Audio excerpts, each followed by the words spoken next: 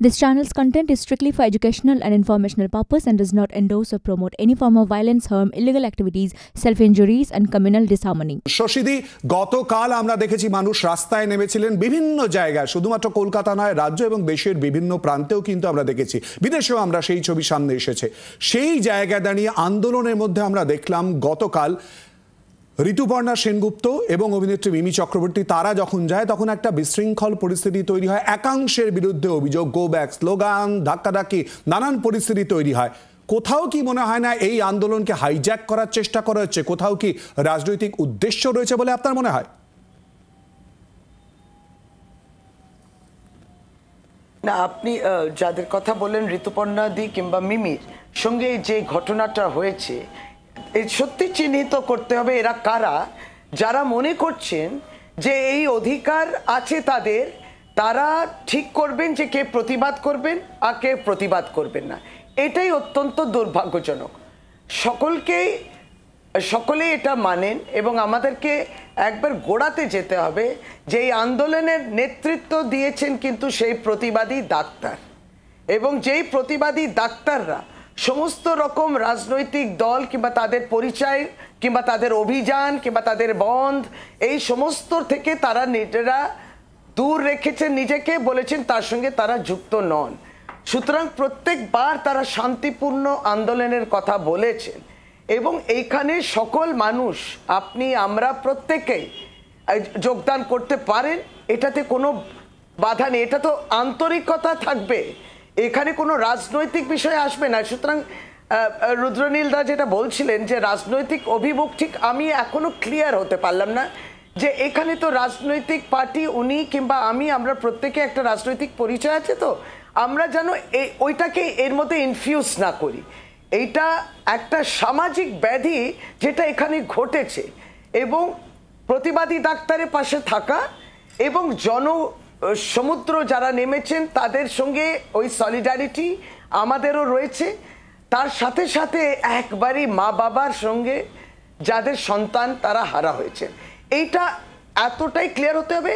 রইল গাফিলতি হয়েছে, কোথায় লুপ হোলস, কোথায় ল্যাকিউনি, আমরা চুল ছেঁড়া বিশ্লেষণ করতে পারি, কিন্তু আমাদেরও বুঝতে হবে আমাদের বাধ্যবাধকতা রয়েছে। সিবিআইকে আপনাদের সুযোগ দিতে হবে ইনভেস্টিগেশন করার জন্যে।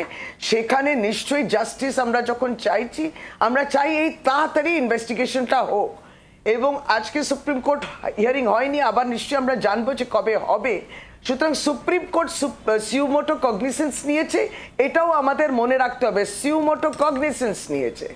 সেখানে সিবিআইও উত্তর দেবে, রাজ্য সরকারও উত্তর দেবে, এবং বিভিন্ন প্ল্যাটফর্ম, প্রায় 19-20 না আরও বেশি প্ল্যাটফর্ম অফ ডক্টরস যারা গেছেন তাদের প্রত্যেকে এবং এনজিও অ্যাক্টিভিস্ট প্রত্যেকেই তার উত্তর, এবং তার সঙ্গে সঙ্গে আমরাও যে জাস্টিসের লড়াই।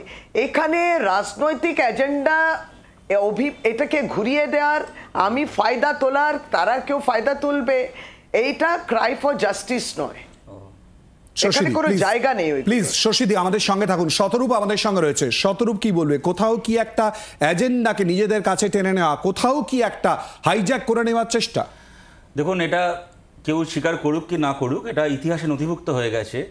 এই ঘটনাটাকে সন্দীপ ঘোষ অ্যান্ড কোম্পানি আত্মহত্যা বলে চালিয়ে দিতে পারত যদি না সেদিন রাত্রিবেলা মীনাক্ষী মুখার্জি এবং ধ্রুবজ্যোতি সাহার নেতৃত্বে ডিওয়াইএফআই ছেলেমেয়েরা ওই গাড়িটাকে আটকাতো। এবং এটা এখন সর্বজন স্বীকৃত। এমনকি বিজেপির প্রাক্তন এমপি রূপা গাঙ্গুলি থেকে শুরু করে তৃণমূলের অনেক কর্মী সমর্থক নেতারাও আপনারা দেখেছেন, শাহানা বাজপেয়ীর মতো শিল্পী, তারাও এটাকে নিয়ে ফেসবুকে পোস্ট করেছেন।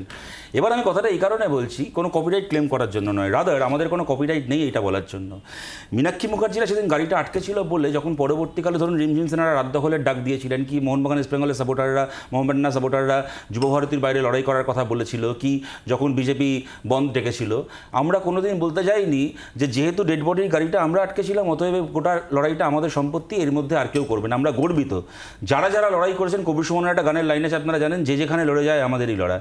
যারা যারা লড়াই করেছেন তাদের লড়াইয়ের জন্য আমরা গর্বিত, তাদেরকে আমরা কুর্নিশ করছি। অতএব আপনাদের কাছেও এটা আবেদন করব যে দেখুন, এই দেশে বা আমাদের রাজ্যেও যদি আপনি বলেন যে অরাজনীতির লড়াই সম্পর্কেও আমাদের একটা ধারণা আছে। 2008-9 সালে আমরা যেগুলোকে খুব অরাজনৈতিক পরিবর্তন চাই বুদ্ধিজীবী দেখেছিলাম যাদেরকে, তাদের মধ্যে কয়েকজনকে দেখেছিলাম ঠিক লোকসভা ভোটের পরে রেলের নেটোকাটা কমিটির মাথায় বসে যেতে মমতা বন্দ্যোপাধ্যায়ের হাত ধরে। তার মানে এই নয় যে যাবতীয় অরাজনৈতিক প্রতিবাদ খারাপ, বরং আমরা we are committed to all the movement. কিন্তু এই যে গতকালকে ঘটনা ঘটলো ঋতুপর্ণা সেনগুপ্ত এবং মিমি চক্রবর্তী যাওয়া এবং সেখান থেকে এরকম একটা যে ছবি আমরা তুলে ধরছি এবং সবার কাছে ইতিমধ্যেই চলে যাচ্ছে। আমাদের পার্টির পরিষ্কার বক্তব্য এবং এই ঘটনাগুলো ঘটার দিন সাথে আগেই মোহাম্মদ সেলিম একটা প্রেস কনফারেন্স করে এটা বলেছেন, আপনাদের হয়তো মানে আপনারাও খুব সম্ভবত এটা কভার করেছেন, যে আমরা কোনোভাবেই যারা মিমি চক্রবর্তীকে কি ঋতুপর্ণা সেনগুপ্তকে চলে যেতে বাধ্য করেছেন তাদের সাথে আমরা একমত নই, কোনোভাবেই না। এইটা আজকে একটা লড়াইতে কোনো মানুষ যদি অংশগ্রহণ করতে চান, এটা কোনো কথা হতে পারে না যে আপনি গতকাল ছিলেন না তাহলে আজকে কেন আছেন, বরং এইটাকে আমরা লড়াইয়ের সাফল্য হিসেবে দেখব যে মানুষটা হয়তো গতকাল অবধি কথা বলেননি কি কোনো অবস্থান নেননি, তিনিও আজকে অবস্থান নিচ্ছেন, এটা লড়াইয়ের সাফল্য হিসেবেই আমরা দেখব। এখানে আমরা কোনো মতেই একমত নই। তবে এবার আমি একটা কথা বলছি, আমি শশী বাজার কথা শুনছিলাম, উনি যেটাকে বলছেন যে যেটা হয়েছে সেটা একটা সামাজিক ব্যাধি।